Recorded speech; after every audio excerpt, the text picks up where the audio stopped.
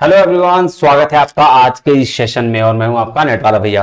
हाँ जी, देखिए झारखंड में असिस्टेंट प्रोफेसर की वैकेंसी की बौछार हो रही है। ठीक है, अभी कुछ दिन पहले ही विनोद बिहारी महतो का भी आया, रांची यूनिवर्सिटी का भी मैंने कल ही डाला और आज फिर से 290 वैकेंसी आउट हुई है। विनोबा भावे यूनिवर्सिटी हजारीबाग जो है वहां पे उसके अलग अलग कॉलेजों में आपकी पोस्टिंग होगी, तो उसके लिए 290 वैकेंसी आउट हुई है। आपके पास एक अच्छा मौका है, कॉन्ट्रेक्चुअली है बट यकीन मानिए बहुत अच्छा आपके पास मौका है।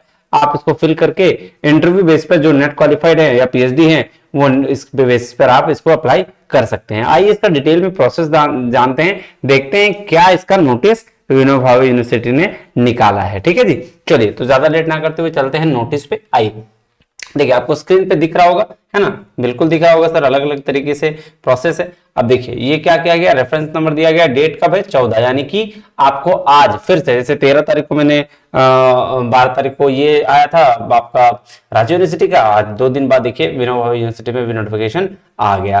कह रहा है in the pursuance of letter receive from the higher and technical education department government of Jharkhand के से जो लेटर नंबर ये था, इस लेटर नंबर से 22 तारीख को 22/2/2024 को ऑनलाइन एप्लीकेशन चांसलर पोर्टल के थ्रू क्या क्या इनवाइट किया गया है, need based contractual appointment of teachers के लिए। किसके लिए है ना, नीड बेस्ड अपॉइंटमेंट टीचर्स कहा गया।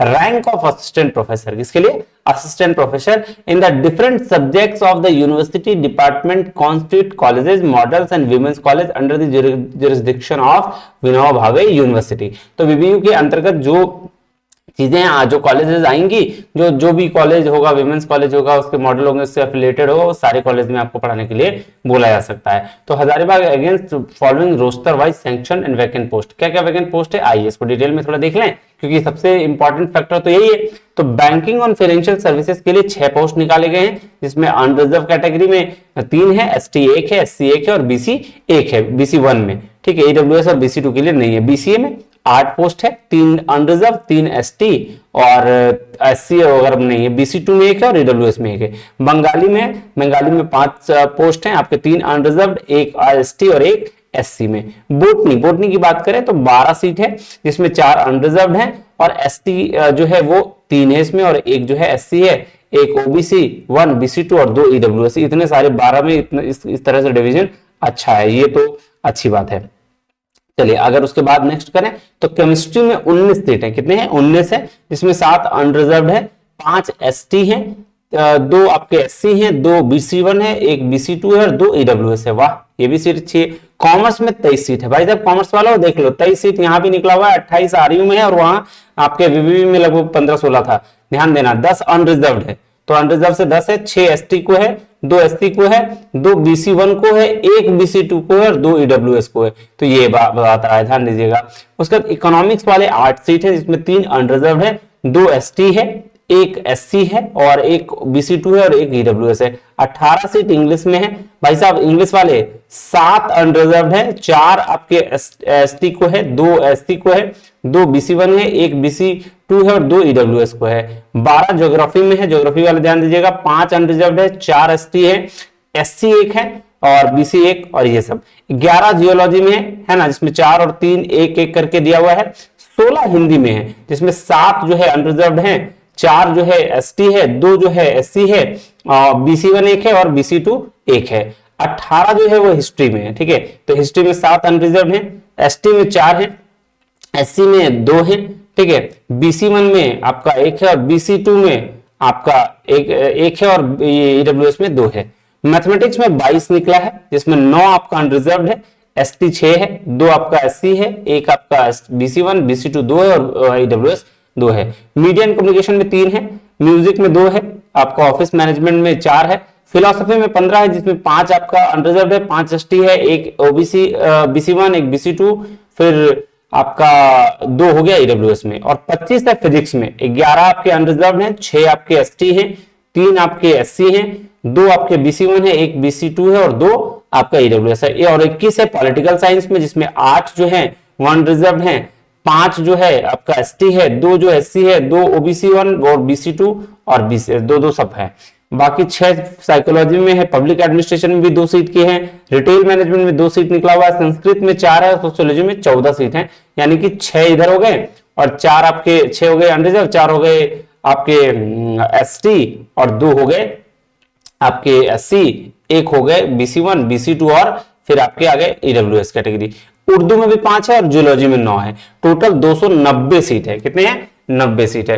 कह रहा रिजर्वेशन एप्लीकेबल होगा एज पर दी गवर्नमेंट नॉर्म्स, मतलब कोई भी स्टेट वाले भर सकते हैं, कोई दिक्कत नहीं है, लेकिन आपको जो रिजर्वेशन का है वो उसका बेनिफिट नहीं मिलेगा। रोस्टर वाइज वैकेंसी में change as per the state, देखो ये चेंज भी किया जा सकता है। कह रहा है नॉर्म्स क्या होगा, एलिजिबिलिटी क्राइटेरिया क्या होगी, तो मास्टर डिग्री होना चाहिए, सब्जेक्ट अपने जो विषय है उसमें, है ना, उसमें उस विषय में आपका मास्टर डिग्री होना चाहिए।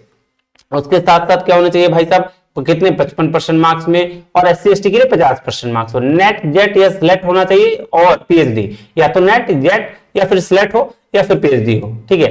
As per the study department of higher and technical education, ठीक है, जो लेटर नंबर में दिया गया है इसके हिसाब से, ठीक है।